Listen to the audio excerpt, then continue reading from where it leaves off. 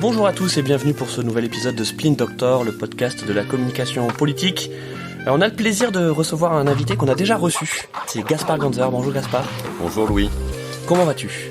Super bien, écoute, à quelques mois de l'exemption présidentielle. Si tu veux en parler un peu de ton actualité, donc ton agence Ganzer Agency. D'ailleurs, on est dans les locaux de ton agence. Exactement. Est-ce que tu peux nous dire un peu quelles sont les activités et le périmètre d'action de cette agence ? Alors j'en suis à ma deuxième création d'agence, j'en avais créé une première qui s'appelle 2017, j'ai revendu mes parts à mes associés, cette agence existe encore, elle est dirigée par Roman Abreu et elle marche bien.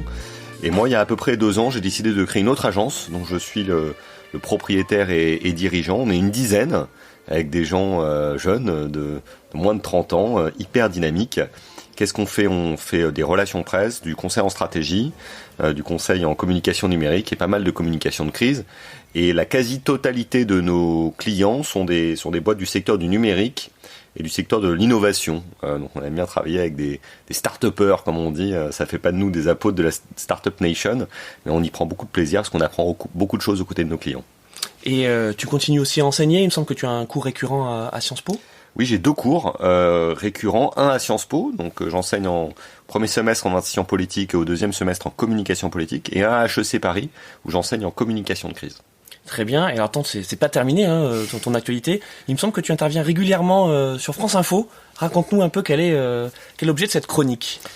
Alors France Info a décidé de me faire confiance cette année, j'en suis très fier, parce que c'est pour moi un franchissement de cap. J'ai pendant plusieurs années été chroniqueur comme ça, de temps en temps, sur plusieurs radios et télévisions, mais là cette fois, j'ai une chronique régulière et permanente, qui s'appelle C'est tout comme, qui analyse la communication sous tous ses angles, et je fais ça en binôme avec une journaliste qui s'appelle Laetitia Krupa. C'est à la fois une chronique hebdomadaire et un podcast toutes les 2 semaines. Parfait. Merci Gaspard, et puis on va passer un petit moment ensemble pour faire un panorama, un tour d'horizon de la campagne présidentielle. Je te propose qu'on commence par rentrer dans le vif du sujet en parlant d'Éric Zemmour, oui.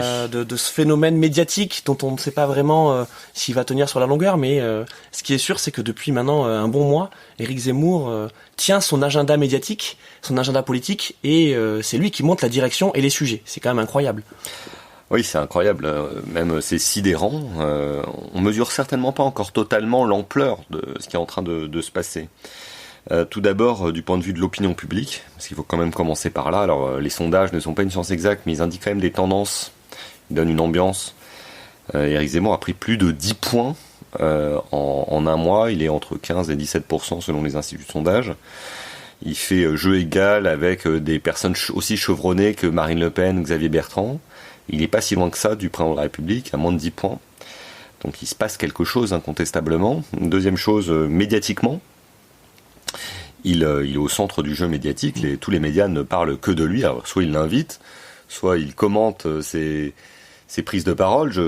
Un exemple parmi d'autres, la semaine dernière, une polémique parce qu'il a utilisé une arme, un fusil pour se moquer des journalistes en les visant, ce qui était très maladroit et pas du tout adapté à la circonstance. Eh bien BFM, qui ne voulait pas montrer la séquence, a quand même décidé d'en parler pendant 10 minutes et de finir par montrer les images. Des exemples comme ça, on pourrait en citer beaucoup. Et puis le dernier élément, c'est que Éric Zemmour a parfaitement compris, puisqu'on parle de communication ici, comment fonctionne le couple numérique-média. Ses prises de parole sur le numérique, ses interventions sur le numérique nourrissent le récit journalistique, et le récit journalistique nourrit le récit numérique. Prends un exemple, ce week-end par exemple, il est allé dans une salle de bowling et il a fait un strike, information totalement banale et sans intérêt, les médias en parlent, parce qu'il a mis une photo sur son compte Twitter. Et tous les jours, il interpelle les autres candidats sur le numérique, les polémiques sont relayées en direct à la télévision, et puis après lui-même est amené à y réagir. Il fait vraiment penser, du point de vue de la stratégie numérico-médiatique, à Donald Trump, et c'est très efficace, et il ne faut pas le sous-estimer. Mais tu vois, donc je lui donnais des exemples d'anecdotes de sa vie quotidienne. Enfin bon, là, on voyait le bowling, mais on se souvient que un ancien chouchou des médias, Alain Juppé, en 2016, on était un peu dans cette dynamique-là. Il avait mis une chemise canadienne, il faisait un beer pong. Tu vois, est-ce que c'est propre à Éric Zemmour, ou est-ce que finalement c'est cette urgence médiatique, tu vois, de systématiquement trouver des choses à dire, qui fait qu'on se satisfait finalement de ce qu'il y a ? C'est probablement un peu les deux. Je pense que les citoyens se défient de la politique et se défient des politiques. Ils n'ont plus confiance. Parfois ils ont raison d'ailleurs, parce que les politiques n'ont pas tenu leurs promesses, tenu leur engagement et n'ont pas toujours été à la hauteur, même s'il y a des gens remarquables dans le secteur politique.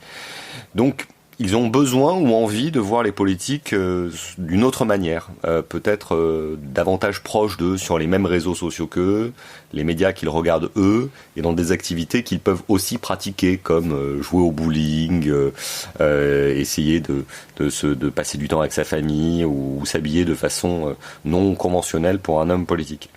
Et puis de l'autre côté, il y a les médias qui étaient partis pour s'ennuyer un peu dans cette campagne. Ça faisait quand même 6 mois que les gens disaient ça y est, on va avoir le droit au match retour entre Emmanuel Macron et Marine Le Pen. Bon, ça excitait pas grand monde. Et ils ont trouvé avec Éric Zemmour à la fois un bon client, quelqu'un qui est tous les jours dans l'outrance, l'excès, l'exagération, et en plus qui provoque un chamboulement du paysage politico-médiatique, qui rebat les cartes, puisqu'il abaisse le seuil de qualification pour le deuxième tour aux alentours de 15%, et donc il rend possible pour des gens comme Xavier Bertrand, Valérie Pécresse, peut-être Michel Barnier, et évidemment Marine Le Pen, la qualification pour le second tour. Donc c'est pas du tout un phénomène anecdotique, mais c'est au contraire un phénomène très puissant, et donc très inquiétant, puisque le fond du discours est au mieux identitaire, au pire xénophobe. Régulièrement on fustige les sondages parce que c'est une photographie de l'opinion, et parfois c'est des miroirs déformants, mais on a quand même vu que la semaine dernière, donc Éric Zemmour pour la première fois a dépassé Marine Le Pen sur les intentions de vote au premier tour. On voit bien que Marine Le Pen, c'est compliqué son entrée en campagne. La pauvre Marine Le Pen, je vais pas la plaindre, parce qu'elle a quand même bien utilisé comme une rente son nom, le nom de son père, mais aussi des propos franchement xénophobes et racistes par le passé. Donc je ne la plaindrai pas, mais là je pense qu'elle sait plus où elle habite. Elle est totalement dépassée par les événements, et plus particulièrement par Éric Zemmour qui la prend sur la droite, voire sur l'extrême droite. Qu'est-ce qui s'est passé ? Marine Le Pen, elle avait une stratégie qui était très simple. Elle se disait, le vote de la population française d'extrême droite, mais à qui ? Parce que la marque Le Pen et ce qu'elle véhicule du point de vue historique et politique me garantit que les gens les plus extrémistes dans ce pays votent pour moi. Et donc, l'objectif, c'est d'élargir mon socle électoral vers des populistes de l'autre rive, qui peuvent avoir été à gauche par le passé, vers des souverainistes et vers même la droite républicaine. Donc elle a cherché à se normaliser, à se banaliser. Ça a assez bien marché, puisqu'elle a installé l'extrême droite au-dessus des 20%, quand son père l'avait plutôt placé entre les 10 et les 20%.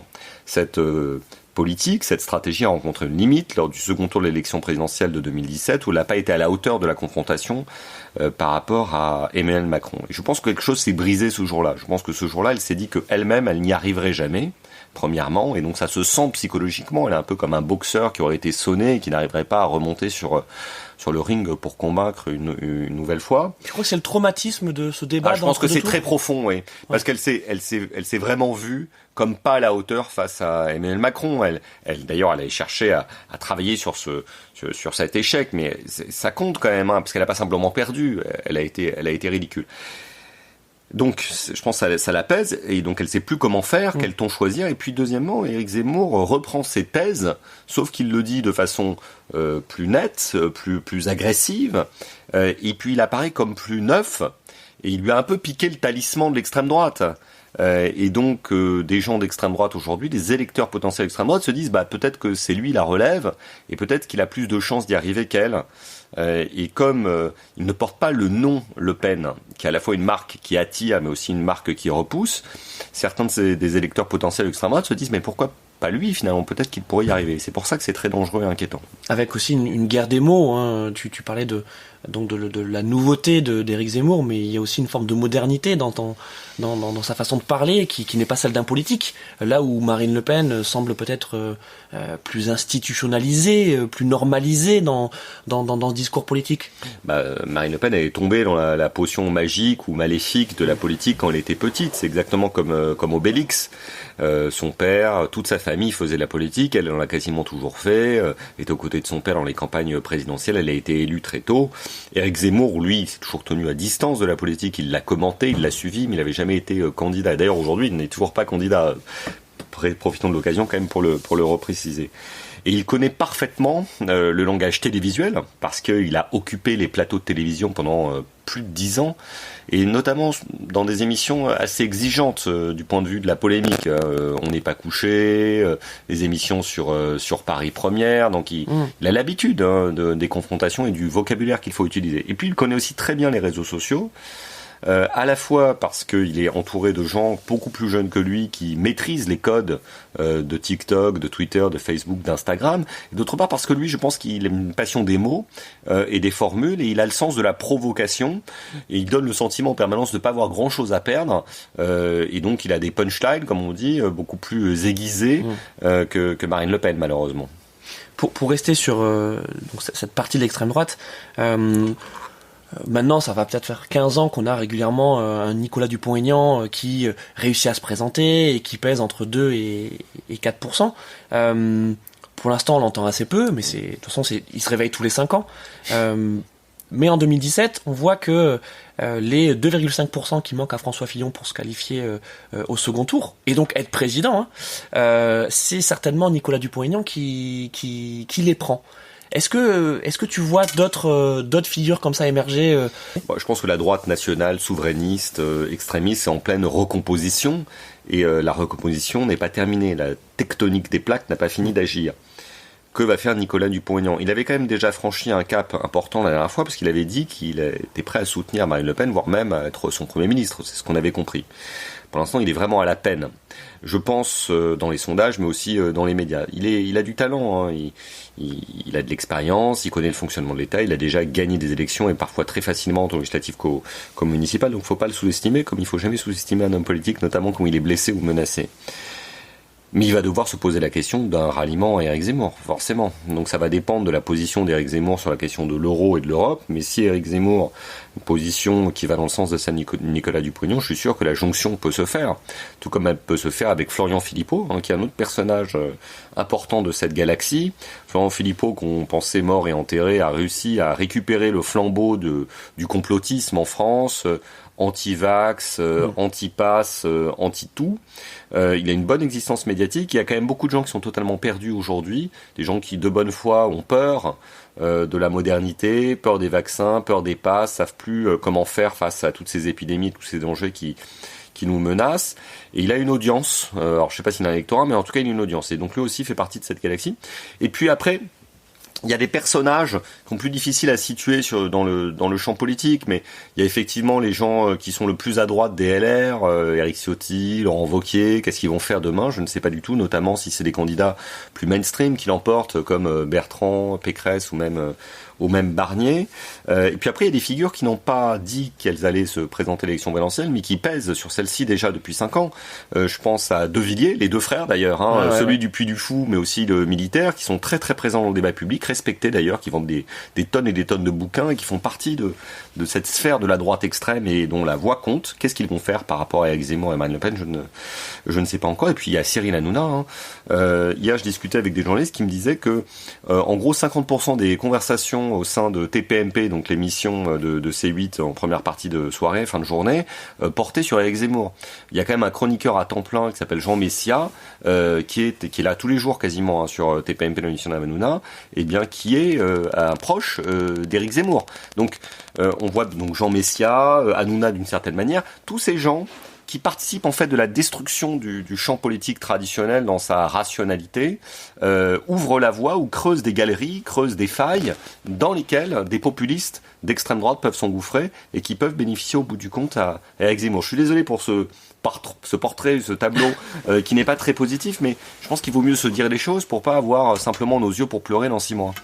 Tu parlais tout à l'heure donc de l'émission sur France Info avec Laetitia Krupa que tu co-animes. Il me semble qu'elle a écrit un livre sur la clownisation de la politique. Alors, moi je sais pas toi, je sais pas vous, mais moi j'ai toujours eu peur des clowns. Quand j'étais petit, je détestais aller au cirque parce que les clowns ne me faisaient pas rire, voire ils m'effrayaient. Et que ça soit les clowns tristes, que je trouve totalement dépressifs et angoissants, ou les clowns censés être drôles avec leur gros nez rouge, je trouve qu'ils sont totalement effrayants et souvent stupides. Mais ils plaisent et les gens vont au cirque. parce que ça les divertit et ça les sort de leur ordinaire. Et ça fait très longtemps, en fait, j'ai souvent eu l'occasion d'en parler avec Laetitia, qu'on assiste à cette clownisation de la vie politique. Alors, de façon assez visible, quand des humoristes, par exemple, sont candidats à l'élection présidentielle ou disent qu'ils vont l'être. C'était le cas de Pierre Dac après la Seconde Guerre mondiale, de Coluche à un autre moment, Dieudonné a fait de la politique aussi, et bon, Hanouna a un côté effectivement clownesque. Donc ça, c'est le premier degré. C'est aussi ce qui s'est passé en Ukraine quand Zelensky a été candidat et a remporté l'élection présidentielle, ou quand Beppe Grillo en Italie a pesé. Puis après, il y a le deuxième niveau.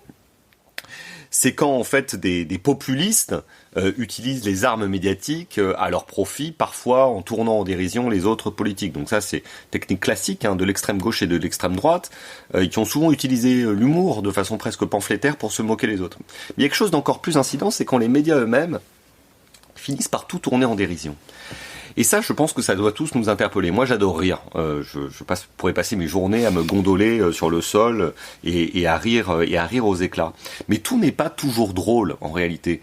Et la petite habitude de tous les médias, qu'ils soient de gauche, de droite, de radio, de télévision ou de la presse écrite, de se moquer en permanence des politiques, de toujours voir derrière les politiques la manipulation, la stratégie, l'absence de sincérité. Et ça, on l'entend aussi bien sur C8 que sur France Inter. Eh bien, je pense que c'est dangereux. Frédéric Becbédé dit parfois beaucoup de bêtises, mais il dit aussi des choses très intelligentes. Et il y a quelque temps, il avait écrit un livre sur son expérience à France Inter. Vous savez, où il s'est fait limoger avant d'y revenir. Il avait choisi de mettre en une de ce livre un smiley, comme on dit, avec un petit bonhomme en train de pleurer avec la tête penchée. C'est un smiley qu'on utilise de tous quand on veut dire mort de rire, lol, entre guillemets. Et il expliquait cette pente extrêmement glissante qu'il y avait à tout tourner en dérision tout le temps. À ne jamais rien prendre au sérieux. En fait, quand on fait ça, on finit par non pas considérer que les clowns sont des dangers pour la démocratie, mais que la démocratie, ce ne sont que des clowns. Et ça, c'est un vrai problème d'un point de vue démocratique, parce que non, faire de la politique, c'est aussi extrêmement sérieux, parce qu'on a des décisions difficiles à prendre. Sociaux. Merci Gaspard, et je te propose que au lieu de partir justement de l'extrême droite et ensuite de faire notre hémicycle traditionnel, on reste plutôt sur l'extrême gauche, puisqu'on sait que c'est des audiences et des électorats qui sont très proches. Parlons de Jean-Luc Mélenchon et de sa campagne. Alors on sait que Jean-Luc Mélenchon, il aime bien partir de loin. Il avait déjà fait en 2017, où il s'était déclaré en 2015. On voit que c'est un peu plus compliqué pour lui, parce que déjà il y a ce qui se passe à gauche, et le fait qu'il y ait une multiplication des candidatures, en tout cas des intentions de candidature, et aussi parce que ces sujets, en tout cas les sujets traditionnels d'extrême gauche, ont du mal à percer. On a le pouvoir d'achat qui vient de faire une percée médiatique incroyable sur les 2 dernières semaines, et pourtant il reste inaudible. Qu'est-ce qui se passe au sein de la France insoumise, enfin de l'Union populaire, puisqu'on devrait l'appeler comme ça? Oui, ils ont changé de nom, c'est intéressant d'ailleurs. Du point de vue de la marque, il y avait d'abord le Front de gauche en 2012, il y a eu ensuite la France insoumise en 2017, et là cette fois il y a l'Union populaire. Mais c'est toujours le même candidat, Jean-Luc Mélenchon. Moi j'ai beaucoup de respect, je vais même dire d'admiration pour Jean-Luc Mélenchon, à la fois par son parcours politique, il a dédié sa vie à la politique, il était sénateur, il était député européen, candidat à l'élection présidentielle à plusieurs reprises, et puis il a connu des traversées du désert. Pour l'homme qui est passionné par l'histoire et par l'orateur, j'aime bien cette façon de faire de la politique. Alors évidemment, il a des excès, je ne partage pas toutes ses idées, mais il y a quelque chose qui mérite le respect, ou en tout cas de le suivre et de s'y attarder. Je pense que Jean-Luc Mélenchon, il détient les clés de l'élection présidentielle. Tout d'abord, par rapport à ce qu'il va faire lui-même comme campagne.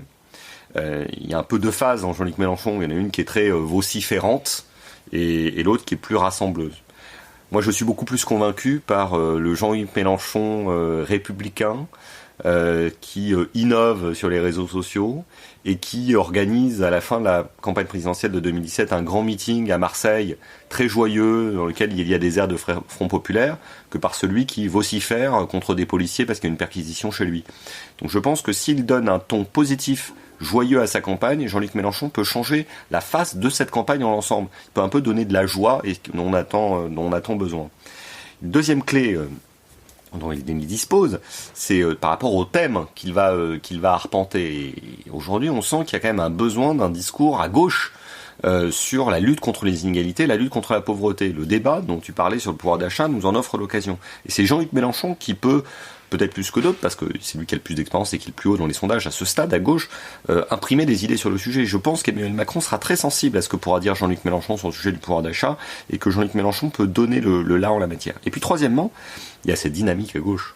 Jean-Luc Mélenchon, il peut décider de de rassembler ou de se rassembler. Rassembler les autres, faire venir à lui des écologistes, des sociodémocrates, mais la condition c'est qu'il se recentre un tout petit peu, parce qu'évidemment s'il reste sur ce discours très extrémiste, il se passera absolument rien. Donc s'il accepte de rassembler les autres, en se recentrant, eh bien, il peut se passer quelque chose. Et à l'inverse, si lui-même peut-être à un moment donné a moins de dynamique, il peut soit commencer à préparer l'avenir avec d'autres cadres de l'Union populaire, soit voire même peut-être se rassembler avec Roussel ou peut-être Jadot s'ils sont mieux placés que lui. À gauche, il y a quand même beaucoup de gens qui attendent du rassemblement. Ce débat sur le rassemblement de la gauche n'est pas terminé. Il y a des gens qui proposent encore une primaire populaire, mais vous verrez tous les deux que au début de l'année 2022, il y aura de nouveau ce débat sur la primaire de la gauche, parce que pour Jean-Luc Mélenchon, Yannick Jadot, Fabien Roussel, Anne Hidalgo, eh bien, il ne sera pas possible de se présenter à 4 ou à 5 avec moins de 10% des voix. Tu penses que justement cette question du rassemblement de la gauche, donc qui forcément va jalonner un peu tous ces éclairages qu'on va faire sur tous les partis de gauche, c'est un vrai sujet pour les partis, ou c'est une pression médiatique, une pression de l'électorat de gauche? Je pense que c'est un vrai sujet pour les médias, parce qu'évidemment, ouais. Ils aiment bien ce genre d'histoire, mais je pense que c'est un vrai sujet pour la gauche. Aujourd'hui, on a l'impression qu'il y a 3 gauches irréconciliables. Une gauche révolutionnaire chez Jean-Luc Mélenchon, une gauche écologiste chez Yannick Jadot, et une gauche, on va dire, social-démocrate chez Anne Hidalgo. Un peu comme il y avait 3 droites à un moment, une droite orléaniste, non légitimiste, et une droite bonapartiste devenue gaulienne. C'est ce que racontait René Raymond quand il parlait des droites en France. Les gauches en France, elles sont partagées en 3. Elles ne peuvent prétendre exercer le pouvoir que si elles s'unissent. Alors ça peut être dans la perspective des législatives, parce que là ça ferait une majorité, mais on l'a déjà vu, c'est possible dans le cadre des municipales, des régionales, et ça donne des succès au bout du compte, même si elles ne se rassemblent pas toujours. Moi je pense que pour la présidentielle, si ces 3 gauches réussissaient totalement ou partiellement à se réunir, et ben en fait les 3 candidats dont on a parlé tout à l'heure, Mélenchon, Jadot et Mélenchon, seraient presque soulagés en fait d'être de nouveau dans une dynamique positive. C'est pas marrant de faire une campagne avec l'idée de faire 5%, 4%, 3%, de se faire cogner par les médias, par les réseaux sociaux, et puis surtout les gens vous regardent, vont dire mais qu'est-ce que vous foutez quoi, rassemblez-vous merde. Merci Gaspard, et pour rester donc sur l'extrême gauche, on voit depuis quelques mois cette expression de génération woke, tu vois, émerger sans trop savoir à quoi ça correspond. On sait que c'est né aux États-Unis, dans les universités américaines. Ça nous semble en tout cas très américain comme façon de fonctionner, de réfléchir, de philosopher. Et pourtant, ça prend en France, et on voit justement des thèmes qui s'exportent très bien dans notre débat politique national, même si, je pense notamment au racisme et à la discrimination positive, tu vois, sont des sujets qui correspondent pas vraiment à notre histoire et à la façon dont notre démocratie s'est construite. Est-ce que justement cette génération woke, elle peut avoir une vraie importance dans la façon de faire campagne à gauche? Alors effectivement, ce débat nous vient des États-Unis, mais souvent les révolutions, en tout cas au XXe siècle, les grandes évolutions sociétales nous sont venues des États-Unis, et on n'a pas eu à s'en plaindre. Je n'aime pas les caricatures qui sont faites de combats qui sont souvent justes pour l'égalité. Alors évidemment, les États-Unis n'ont pas la même histoire que nous. Ils ont eu de l'esclavagisme beaucoup plus longtemps que nous, de la discrimination extrêmement sévère envers les personnes noires beaucoup plus longtemps que nous. C'est un pays issu de colonisations successives, avec des guerres extrêmement graves qui ont rythmé son histoire, y compris sur le sol américain. On l'oublie souvent, la guerre de sécession, la guerre avec le Mexique, etc. Donc c'est pas la même histoire que nous, et le même rapport à l'égalité, le même rapport aux discriminations. Cependant, je pense que nous, Français, on a assez peu de leçons à donner. On a pris beaucoup de retard dans la lutte pour l'égalité entre les femmes et les hommes. Aujourd'hui, les femmes en politique ont un rôle plus important que par le passé, mais ça fait quand même 30 ans qu'on n'a plus de Premier ministre, on n'a jamais eu de président de femme. À l'Assemblée nationale, s'il n'y avait pas eu Macron, on sera encore à 10% de femmes. Donc ne donnons pas trop de leçons sur la question de l'égalité entre les femmes et les hommes. Et si on doit conduire à s'interroger sur ce qui constitue en fait l'identité masculine et l'identité féminine, moi ça ne me choque pas. Alors évidemment, je suis pas fan on va dire du relativisme absolu qui consiste à considérer que tout se vaut, que plus rien n'a de sens, mais qu'on s'interroge sur notre identité et sur les rapports de domination qui sont à l'œuvre pour justifier des discriminations entre les femmes et les hommes. Je trouve ça très positif. Tout comme je trouve très positif que on se place du côté de la victime de la discrimination, que ça soit une personne qui est discriminée en raison de son homosexualité, de sa transsexualité, de son intersexualité. Moi, je trouve que c'est intéressant de se mettre du côté de la personne qui est victime de la discrimination et de pas regarder de haut les gens qui s'interrogent sur ce sujet. Mais je pense pas que le débat sur les genres, le débat sur les identités, parce qu'on pourrait aussi parler de la question de l'identité de façon plus large, les origines ethniques, culturelles et autres, soit une explication universelle du monde. Je pense qu'il faut toujours se méfier des idéologies et de tout ce qui fournit un cadre unique d'explication à tous les problèmes. Le marxisme est extrêmement séduisant d'un point de vue idéologique et philosophique, mais la limite du marxisme, c'est qu'il fournit une explication universelle du monde. Tout n'est que rapport de domination capitalistique. Ce n'est pas vrai. La psychanalyse offre une explication intéressante de la société, mais tout ne peut pas s'expliquer simplement par les rapports entre parents et enfants. Et ben de la même manière, tout ne peut pas s'expliquer par des questions d'identité. Il y a d'autres rapports de force qui sont à l'œuvre dans la société, et puis l'individu a aussi sa propre capacité d'analyse et d'émancipation. De ce point de vue-là, moi je suis beaucoup plus existentialiste et sartrien que bourdieusien et marxiste, et que ça soit pour les questions économiques ou les questions sociologiques. Donc ne rejetons pas ces cadres d'explication qui sont très intéressants parce qu'ils nous conduisent à nous interroger sur nous-mêmes, mais il ne faut pas en faire une prison et enfermer les gens là-dedans, parce que sinon le débat politique et la société y perdraient beaucoup. Merci Gaspard, et pour rester dans la cuisine électorale, tu parlais tout à l'heure de Fabien Roussel, donc du Parti communiste, donc qui s'est déclaré également candidat, qui n'aura pas trop de mal, je pense, à avoir les parrainages. Mais c'est assez inédit, en tout cas dans l'histoire récente des différentes campagnes, de voir le Parti communiste faire avoir son candidat et aller jusqu'au bout. En tout cas, c'est ce qu'il a déclaré. Ils étaient plutôt alliés à Jean-Luc Mélenchon jusqu'à présent. Qu'est-ce qui se passe là ? Il y a une scission au sein de l'extrême gauche, où il y a peut-être des besoins électoraux aussi ensuite en vue des législatives. Alors c'est vrai que les communistes ont passé leur tour aux 2 dernières élections présidentielles. Et ils n'ont pas bénéficié d'un point de vue électoral, puisqu'ils se sont fait un peu manger en quelque sorte par la France insoumise. Et donc là, ils expriment le besoin d'être présents dans le débat présidentiel. Et je trouve que Fabien Roussel fait plutôt une bonne campagne. Il met des bons sujets sur la table, et puis il a un couloir à arpenter qui est celui de la lutte contre les inégalités et pour la pauvreté. Et le débat actuel sur le pouvoir d'achat lui en offre une belle occasion. Il reparle au monde ouvrier, il reparle aux classes populaires, et ça fait du bien de l'écouter.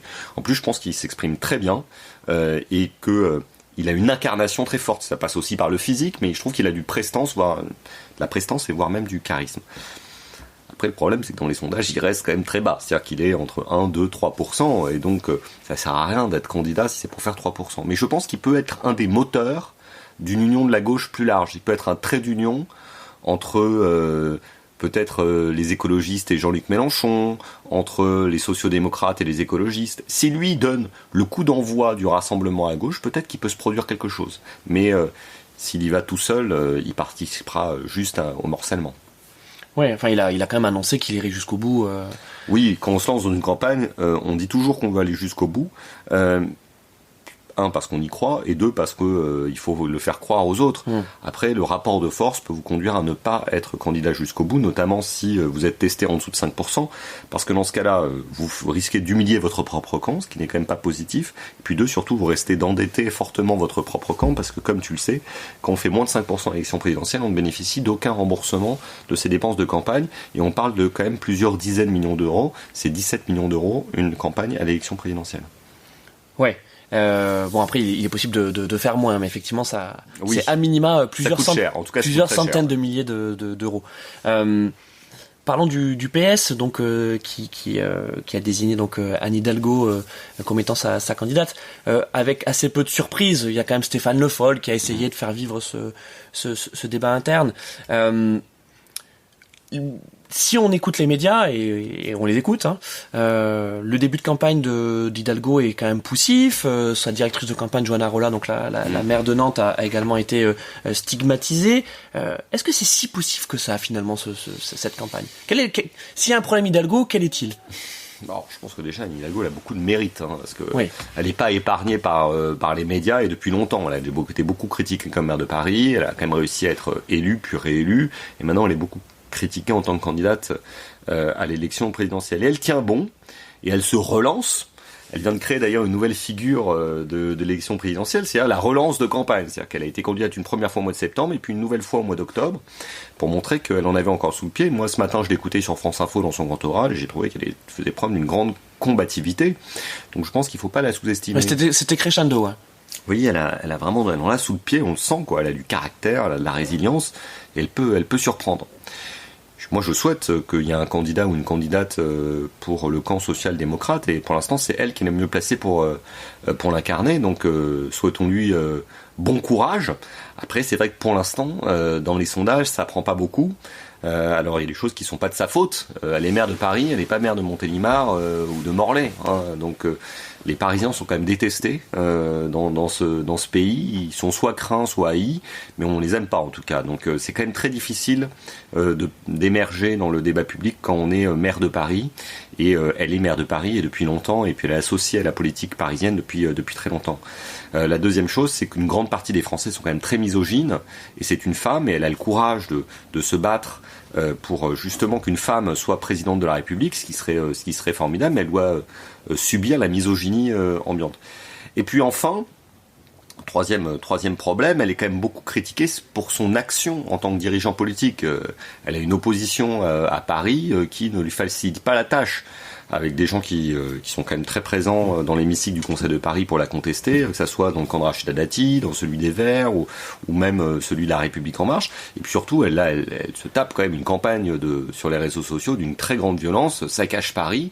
Et c'est vrai que c'est pas facile de s'avancer dans une élection présidentielle quand vous êtes critiqué sur vos propres terres. Normalement, vous avez un fief et vous êtes le roi dans votre fief. C'est pas du tout le cas pour Anne Hidalgo. Donc en tout cas, pour l'instant, elle tient bon. Si elle franchit la barre des 5% de nouveau d'ici quelques semaines, elle peut peut-être avoir une dynamique. Je parierais pas beaucoup là-dessus. Mais ça peut arriver, vous savez, tout peut arriver dans une élection présidentielle. Mais sur sa difficulté à avancer sur ces sujets, donc notamment l'écologie, qui est différent de l'écologie d'Europe Écologie Les Verts, de Yannick Jadot, on va en parler juste après. Elle réussit à émerger, elle notamment parler du doublement des salaires des enseignants en début de carrière. Elle a quand même du mal à être identifiée sur ses idées. Est-ce que c'est parce que son programme n'est pas encore suffisamment avancé, ou est-ce que justement, tu parlais de ses oppositions contre lesquelles elle doit lutter, font que ça parasite son message? Je pense qu'Anne Hidalgo a été réélue à Paris parce qu'elle a eu une politique très offensive dans le domaine écologiste, et notamment en développant la place du vélo. Il y avait une idée simple, c'était si vous voulez faire du vélo, votez pour Hidalgo. Ça aurait pu être ça son slogan, et ça marchait très bien. Pourquoi ? Parce que dans une élection, qu'elle soit municipale ou nationale, il faut un mot d'ordre très simple, identifiable. Et là, ça manque au niveau national, parce qu'elle va pas dire qu'elle veut mettre tous les Français au vélo, ça marchera pas, même s'ils seraient pas forcément contre, mais en tout cas, ça paraîtrait pas comme réaliste. Donc vous choisissez un sujet. Et pour l'instant, elle n'a pas choisi un sujet. On sait pas si c'est le service public, on sait pas si c'est l'éducation, on sait pas si c'est le pouvoir d'achat. Moi, si j'étais à sa place, je prendrais le sujet du pouvoir d'achat et je parlerais que de ça, sous toutes ses formes. La rémunération des fonctionnaires, la rémunération des enseignants dont on l'a déjà parlé, le niveau du SMIC, les négociations salariales, l'épargne salariale, etc. Et je parlerai que du pouvoir d'achat et je deviendrai la candidate du pouvoir d'achat. Et elle aurait une légitimité pour le faire, puisqu'elle a été en plus inspectrice du travail, qu'elle vient de la gauche, qu'elle a travaillé avec Martine Aubry. Mais il lui manque ce sujet. Il faut un seul sujet, et pour l'instant, elle est peut-être un peu trop éparpillée. Pour rester sur le PS, on sait la capacité de nuisance que peut avoir ce parti en interne. En 2007, lors de la candidature de Ségolène Royal. En 2012, il y a quand même un certain alignement pour faire élire François Hollande. En 2017, avec Benoît Hamon, qui d'ailleurs a quitté la politique. Là, on voit aussi que elle fait pas tout à fait consensus non plus au sein de son camp. Il faut qu'on parle d'Arnaud Montebourg. Arnaud Montebourg, donc qui est dans on peut dire un trip égotique peut-être sur sa candidature, mais ça fait quand même des forces en moins pour le PS et pour Hidalgo. Le PS a du mal à jouer collectif, il a pris la mauvaise habitude de se diviser en permanence. Je l'ai vu quand je travaillais avec François Hollande, dans lequel il y avait les frondeurs, tous ceux qui voulaient être candidats à l'élection présidentielle contre François Hollande, tout ça était ridicule, presque grotesque, comme une famille qui n'aurait jamais fini de se déchirer. Anne Hidalgo a encore une fois du mérite d'être candidate dans ce contexte-là, et il lui appartient maintenant à elle de rassembler Arnaud Montebourg. Je suis sûr qu'Arnaud Montebourg peut rejoindre Anne Hidalgo, parce qu'aujourd'hui sa campagne ne décolle pas dans les sondages, donc pourquoi est-ce qu'il ne déciderait pas de rejoindre Anne Hidalgo? Il peut le faire. De la même manière, Anne Hidalgo peut aller chercher Stéphane Le Foll, qui pour l'instant a dit qu'il ne voulait pas faire sa campagne, et tous les anciens Hollandais, tous ceux qui ont soutenu François Hollande. C'est sa responsabilité maintenant de candidate de recoller toutes les pièces du puzzle, de les assembler ensemble, et je suis sûr qu'elle peut y arriver. Elle pourrait même avoir l'adhésion de François Hollande, penses-tu? Oh, je suis sûr, ouais, elle a, déjà François Hollande dans son livre là que j'ai lu il y a quelques jours dit qu'il la soutient. Ouais. Mais je pense qu'elle, si elle était plus allante et plus engageante vis-à-vis de lui, je pense qu'il pourrait la soutenir encore plus fortement. Mais c'est comme si une partie de socialistes avait la culpabilité d'avoir exercé le pouvoir entre 2012 et 2017, alors qu'ils devraient être fiers de tout ce qui a été fait. Le mariage pour tous, la lutte contre le terrorisme, l'accord de Paris sur le climat, la retraite à 60 ans, la lutte contre les inégalités qui a été extrêmement efficace à ce moment-là. Bon, il faudrait revendiquer tout ça comme des victoires. Alors le problème, c'est que c'est encore relativement récent. Vous savez, là, quand on est socialiste, on aime bien trouver la gauche très belle, mais 10 ans ou 20 ans plus tard. Ces années ne se sont pas encore écoulées. Et voilà, Anne Hidalgo, il faut qu'elle rassemble. Et je suis sûr qu'elle peut y arriver si elle continue d'y s'y employer. On a tourné autour des écologistes. Maintenant, on va parler du parti, en tout cas qui se revendique comme étant complètement écologiste. C'est Europe Écologie Les Verts. Donc, il y a, à l'issue d'une primaire fratricide, on peut le dire, a réussi à désigner Yannick Jadot de peu.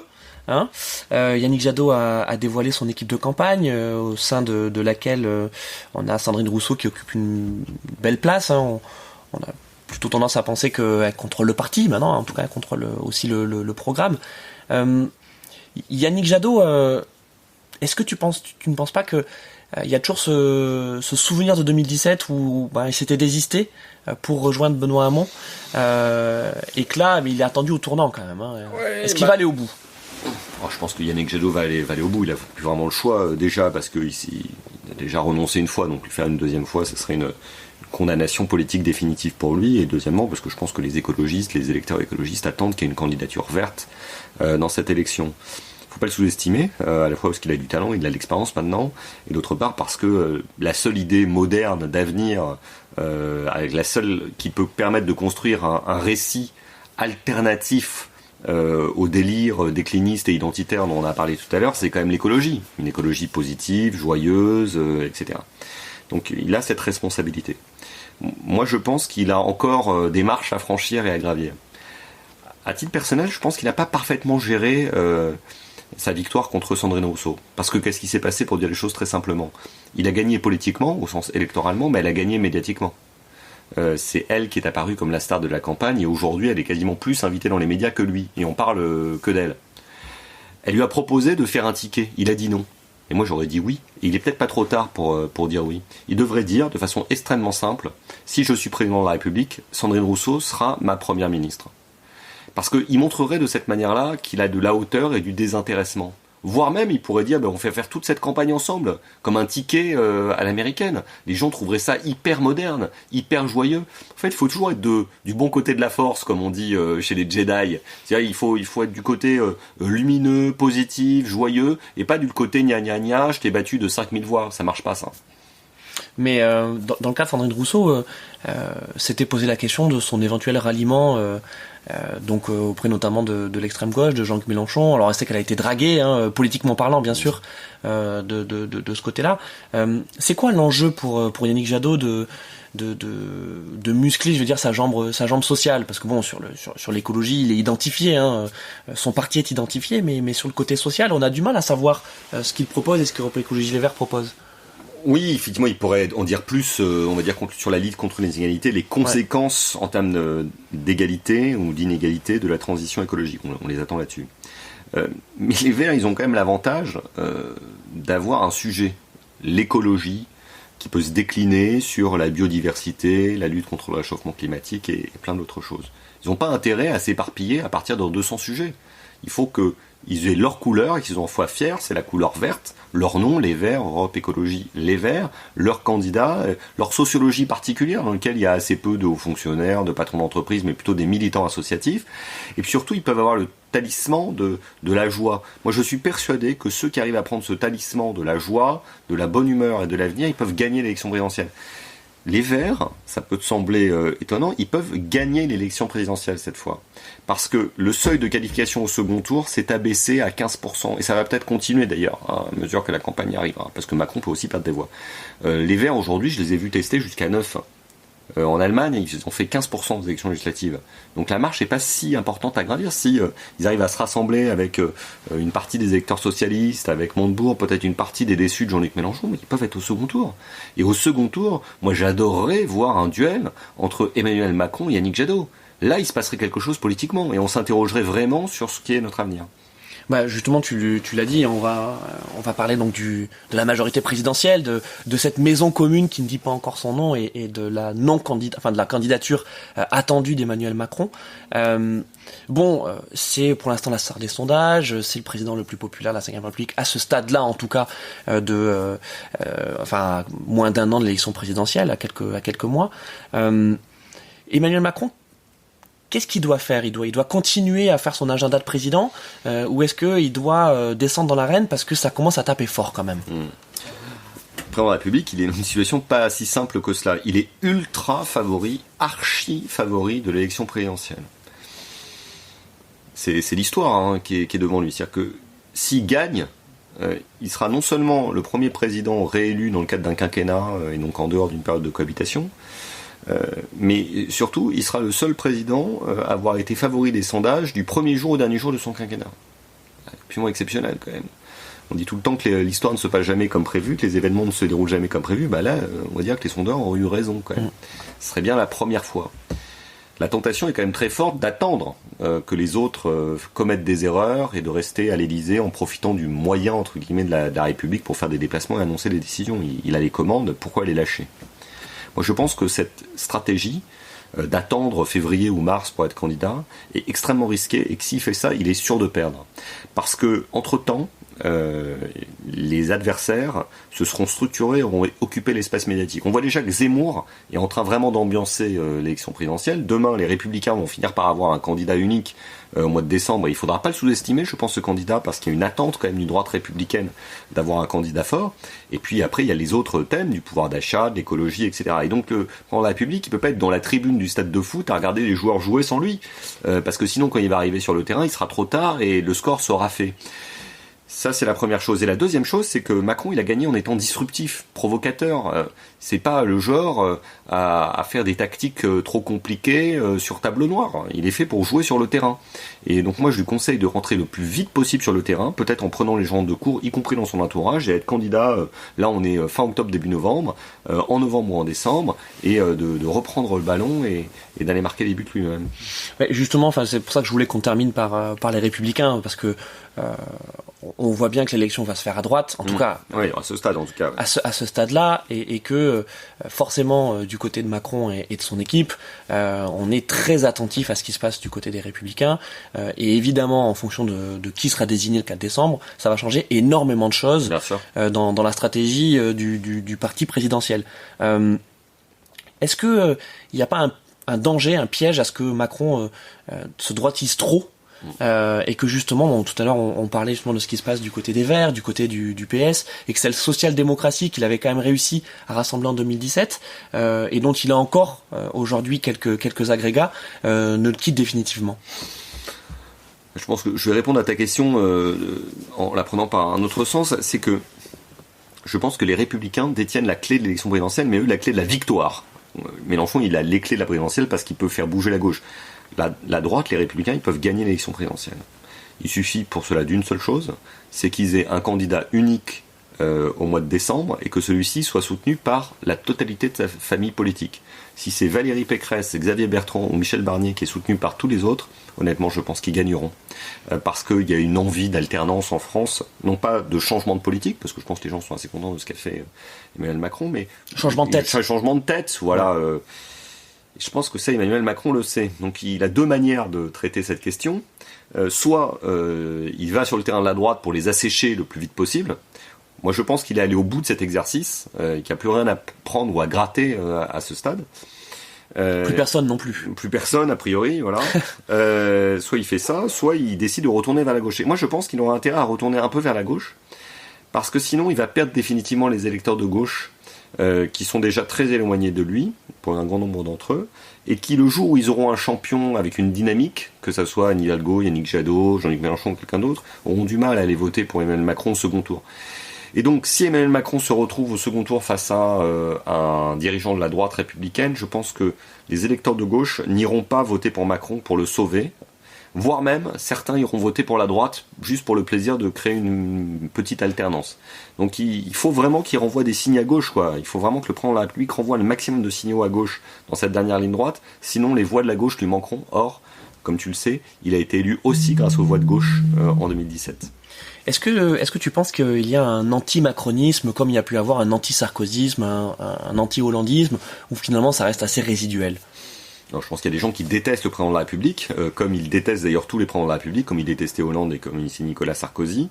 Mais quand même, Emmanuel Macron est moins détesté que ses deux prédécesseurs. Nicolas Sarkozy et François Hollande étaient vraiment haïs par une partie de la population. Et François Hollande, moi je travaillais avec lui, il y avait quand même des gens qui le prenaient pas au sérieux, quoi, ce qui est terrible. Je pense que Macron, il est quand même respecté. Peut-être parce que certaines personnes ont commencé à le craindre, mais il est respecté. Il y a des gens qui le détestent, qui seraient pas forcément mécontents de le voir chuter, mais le niveau de haine n'est pas aussi fort qu'il pouvait exister pour Hollande ou pour Sarkozy. Donc quand tu parles de l'envie de l'alternance, c'est vraiment simplement la nouveauté, quoi, de se dire on change, on essaye autre chose. Quand regardons nos comportements nous-mêmes de citoyens ou de consommateurs, si on a la capacité de changer sans prendre de risques, on préfère toujours le changement quand même. Donc s'il s'agit d'avoir de la stabilité politique, à peu près la même politique avec une tête différente, je pense que les Français seront quand même tentés.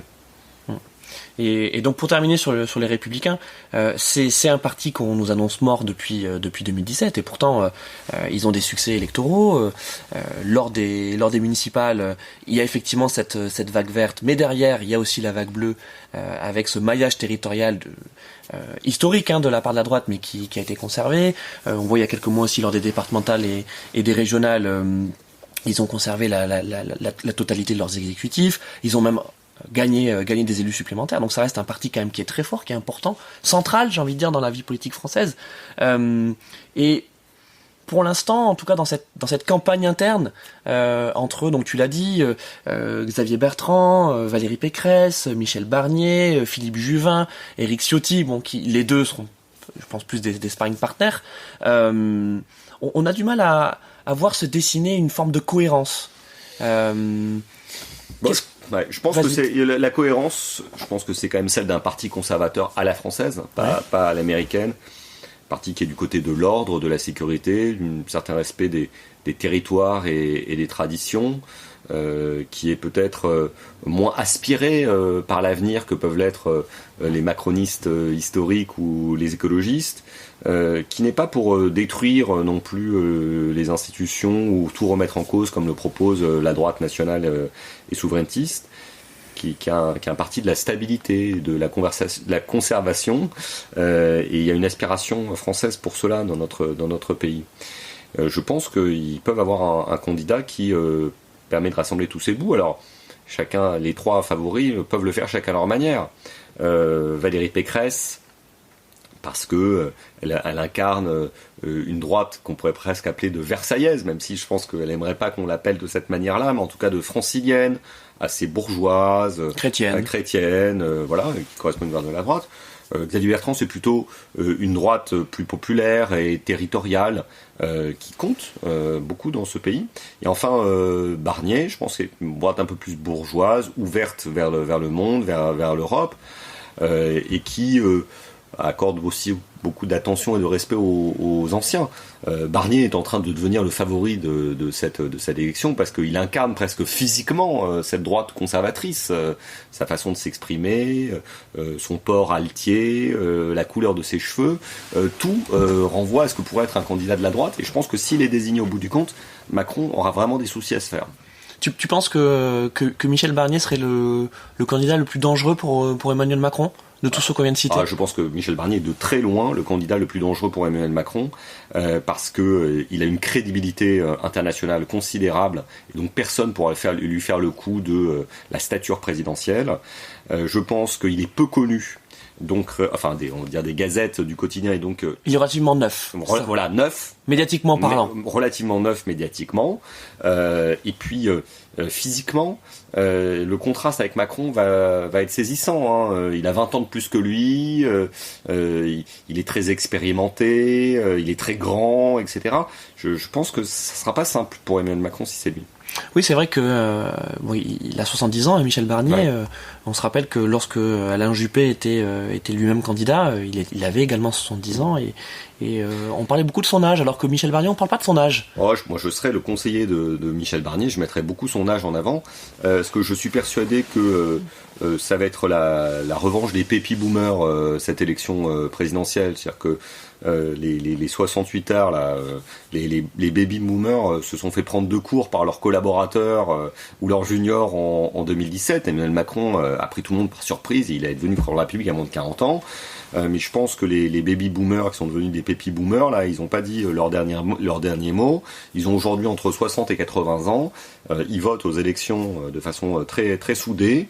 Et s'ils ont leur candidat, ils voteront pour lui sans aucune hésitation. On sait que la droite et le centre sont très friands des chapelles, et on voit que de toutes parts des chapelles se créent, et il y a une nouvelle chapelle qui pour l'instant est située au Havre, mais qui a une vocation nationale. C'est le nouveau parti Horizon d'Édouard Philippe. Quel est le projet d'Édouard Philippe? Parce que bon, il s'est déclaré soutien d'Emmanuel Macron, mais c'est quoi? Il veut créer une zone tampon, une zone franche entre les LR et la majorité présidentielle? Alors j'ai du mal à suivre Édouard Philippe, parce que moi je m'étais dit qu'Édouard Philippe voulait être président de la République et qu'il tenterait sa chance dès 2017. D'ailleurs, dans son livre qu'il a coécrit avec Gilles Boyer, il disait, analysant le succès d'Emmanuel Macron en 2017, en disant voilà, il faut jamais attendre son tour. En réalité, il n'y a pas de tour. Il faut prendre son risque, saisir sa chance au moment où elle se présente. Et là, il donne le sentiment de vouloir attendre son tour. Pourquoi ? Parce qu'il a peur qu'on l'accuse d'être un traître. Je pense qu'Emmanuel Macron ne s'est pas posé cette question quand il était candidat en 2016 et 2007 face à François Hollande, ni Nicolas Sarkozy quand il a décidé d'être candidat à l'élection présidentielle contre Jacques Chirac, qui n'avait pas encore dit qu'il ne serait pas candidat au renouvellement de son mandat. À l'époque, c'était possible. Les hommes politiques savent qu'à un moment, il faut savoir prendre le pouvoir. Le pouvoir, il ne tombe pas du ciel. Donc j'ai du mal à le suivre. Alors après, je pense que il n'a pas dit son dernier mot. Je pense que si une occasion se présente dans le cadre de l'élection présidentielle au cours des prochains mois, il peut tout à fait être candidat. Ça peut sembler surréaliste. Ouais. Parce qu'on imagine assez bien qu'Emmanuel Macron soit candidat, mais les choses sont jamais écrites d'avance. Mais tu vois, Gaspard, peut-être qu'Emmanuel ne sera pas candidat. C'est vrai que c'est quand même inédit de voir un ancien Premier ministre être aussi haut dans les sondages, aussi populaire. Est-ce que c'est pas quelque chose qu'Édouard Philippe a envie de faire fructifier pour exister? Non, mais il a envie de faire fructifier, parce que c'est très agréable. Alors je pense, moi je l'ai jamais été, mais d'être populaire. On est invité partout, les gens vous adorent, les gens vous aiment. Et pour un juppéiste, c'est encore plus agréable, parce qu'ils n'ont pas toujours été très populaires, les juppéistes. Donc peut-être qu'il a envie d'en profiter le plus longtemps possible, en se disant qu'il va peser sur le champ politique le plus longtemps possible. Mais c'est incompréhensible en même temps, parce que s'il était candidat à l'élection présidentielle, je pense qu'il gagnerait cette élection dès 2022. Donc il veut attendre son tour, mais qu'est-ce qui se passera d'ici 2027 Quel sera son espace si Emmanuel Macron est réélu Quel sera son espace si la droite républicaine arrive à porter à l'Élysée un de ses candidats? Donc il est joueur, Édouard Philippe, mais peut-être qu'il n'a pas envie d'être président de la République au fond. Très bien. Revenons sur les candidats à la primaire, qui n'en est pas vraiment une du côté des LR. Xavier Bertrand, qui lui aussi est parti de loin, avait d'emblée annoncé son intention d'aller jusqu'au bout, de ne pas passer par une forme de primaire. De toute façon, il avait rendu sa carte aux Républicains en 2017. Et puis finalement, il a joué le jeu de cette primaire. On ne sait pas trop. Est-ce que tu nous dis que Barnier apparaît comme étant le favori? En tout cas, c'est vrai qu'il y a une hype Barnier qui est reliée par les médias, mais Bertrand nous semble aussi comme étant un excellent challenger.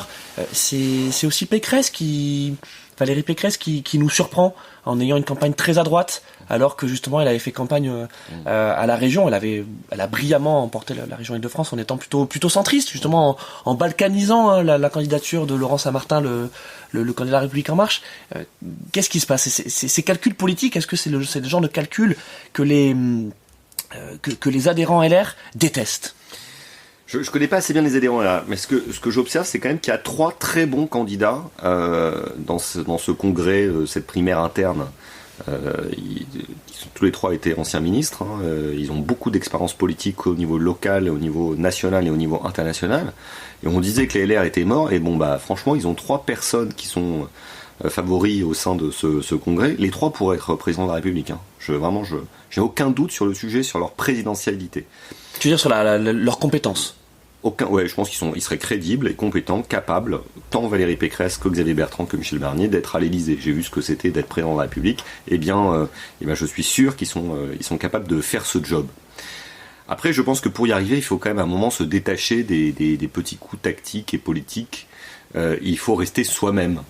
Je pense que la clé de la communication réussie, c'est une communication authentique et sincère.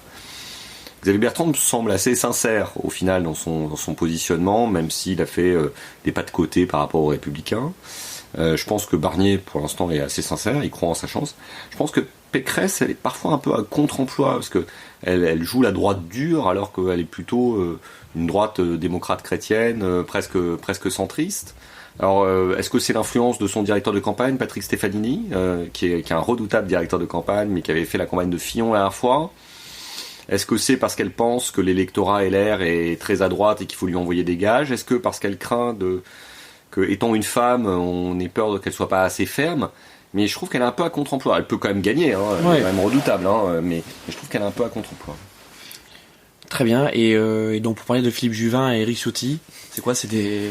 Je les connais beaucoup moins bien les deux. Donc Juvin, c'est un sacré politicien aussi. Hein. Il a fait de la politique au niveau local dans le 92. Il est toujours maire d'ailleurs. Il est toujours maire. Franchement, faire de la politique dans le 92 quand on est dans les Hauts-de-Seine, quand on est de droite, c'est pas simple. Hein. C'est terre pasquoyenne, terre sarkozyste.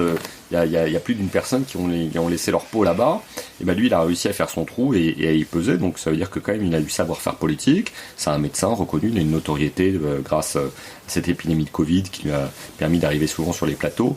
Je ne crois pas une seule seconde qu'il puisse peser dans le cadre de cette primaire. Je me demande pourquoi, même interne, je ne vois pas pourquoi il est candidat. Quant à Éric Ciotti, on ne comprend pas du tout pourquoi il est candidat. Est-ce qu'il a de partis à raconter? Mais bon, de toute façon, ces gens ne seront pas en position d'être des vainqueurs au bout du compte. Non, ce que je trouve dommage, c'est que Laurent Wauquiez n'ait pas été candidat, parce que finalement, vu que c'est un congrès interne, il aurait dû être candidat directement lui-même. Qu'est-ce qu'il avait à perdre? Il ne faut jamais laisser passer son tour. Écoute, merci beaucoup Gaspard pour ce grand entretien de c'était passionnant. Hein. Comme quoi, la vie politique française est assez riche, beaucoup plus riche que certains veulent le faire croire. On a beaucoup de choses à dire, et il y aura beaucoup de surprises encore d'ici la fin de cette campagne, donc on en reparlera. Ouais, c'est ça. Toi, tu considères que ça y est, on est rentré en campagne? Ah oui, là je pense qu'on est rentré en campagne, les émissions c'est parti, les réseaux sociaux c'est parti, les conversations c'est parti. Après on connaît pas encore le casting, donc on n'est pas dans la dernière ligne droite, mais là on est vraiment en campagne électorale. Et pour vraiment terminer, tu trouves qu'il y a une passion française pour l'élection présidentielle? Ah oui, c'est une élection dans laquelle il y a quasiment 80% des gens qui vont voter, c'est énorme par rapport à ce qui se passe dans les autres démocraties. Puis on a un peuple qui adore parler de politique. C'est avec le vin, le fromage et la sélection de l'équipe de France de foot, notre grande passion française. Bon, merci beaucoup Gaspard. Est-ce que tu as peut-être des projets à venir dont tu voudrais nous parler? Écoute, j'ai envie de développer mon entreprise, mon agence, Gonzer Agencies, parce que c'est bien d'être entrepreneur, mais il faut réussir en tant qu'entrepreneur. Là, on est une dizaine dans l'équipe, j'en suis extrêmement fier. J'espère que dans 6 mois, on sera le double. Et donc, je cherche toujours à recruter. Donc, n'hésite pas, si tu as des profils pour des CDI ou des stages à me les recommander. Je cherche des gens créatifs, intelligents et surtout très sympathiques et drôles. Très bien, on peut te contacter via les réseaux sociaux. Hein. Exactement, LinkedIn, Twitter. Simple, je réponds toujours. Tu réponds toujours, c'est vrai. Merci Gaspard. Merci à toi. À bientôt. Ciao.